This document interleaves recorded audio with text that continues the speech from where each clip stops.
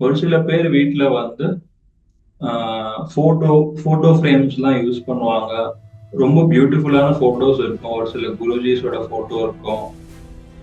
ஒரு சில அவங்களுக்கு பிடிச்ச பர்சன்ஸ், அவங்களுடைய இன்ஸ்பயர் பண்ற பர்சன்ஸோட போட்டோஸ் இருக்கும். லைக் மகாத்மா காந்தியோ இல்ல பெரிய பெரிய மாஸ்டர்ஸோடைய போட்டோ இருக்கும்.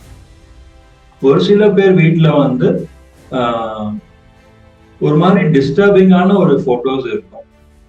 லைக் வந்து யாராவது மர்டர் பண்ற மாதிரி ஒரு போட்டோஸோ இல்ல அந்த போட்டோஸ் பாத்தீங்கனாலே கொஞ்சம் நல்லா உங்களுக்கு ஃபீல் ஆகாது. ஸோ சில பேர் பாத்தீங்கன்னா அவங்களுக்கு வந்து பாட்டு ரொம்ப பிடிக்கும்.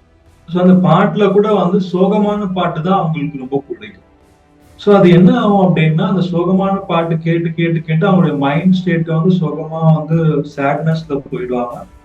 அதுக்கப்புறம் அது கண்டினியூ பண்ணிட்டே இருக்காங்கன்னா அது ஒரு ரொம்ப ஒரு டிப்ரெஷன்ல ஸ்டேட்லயோ அந்த ஸ்ட்ரெஸ்லயோ வந்து போயிடுவாங்க.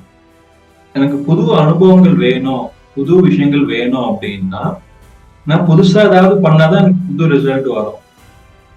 நான் டெய்லியும் வந்து காலையில வாக்கிங், ஆஃபீஸ் வேலை, அப்புறம் ஈவினிங் வந்து தூங்குறேன் அப்படின்னா எதுவுமே நான் புதுசா ட்ரை பண்ணல அப்படின்னா எனக்கு புது எக்ஸ்பீரியன்சஸும் வராது, புது அனுபவங்கள் வராது, புது ரிசல்ட்டும் வந்து வராது. So, எப்போ நம்ம ஒரு புது விஷயம் ட்ரை பண்றோமோ அப்போ வந்து நம்மளுடைய திங்கிங் பேட்டர்ன் வந்து கொஞ்சம் மாறும்.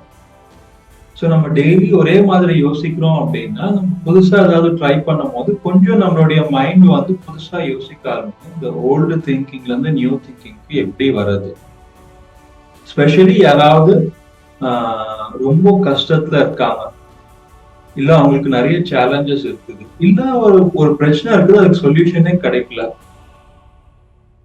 ஸோ சில பேர் நம்ம யோசிப்போம், சின்ன விஷயம் அப்படின்னா கடவுள் ஈஸியா எனக்கு கொடுத்துடுறாங்க, ஆனா பெரிய விஷயம்னா வந்து ரொம்ப லேட் பண்றாரு அப்படின்னு சொல்லி நீங்க நிறைய பேர் கம்ப்ளைண்ட்ஸ் இருக்கலாம். ஸோ உங்களுக்கு எந்த வேலை இல்லாம கூட அப்படி கூட இன்ட்யூஷன் வந்து இருக்காது. ஸோ நீங்க முதல் ஸ்டெப் வைக்கிறீங்க அப்படின்னா யூனிவர்ஸ் உங்களுக்கு 10 ஸ்டெப் வந்து வைக்கும். பட் நீங்க முதல் ஸ்டெப் வைக்கல அப்படின்னா யூனிவர்ஸும் வந்து வைக்காது.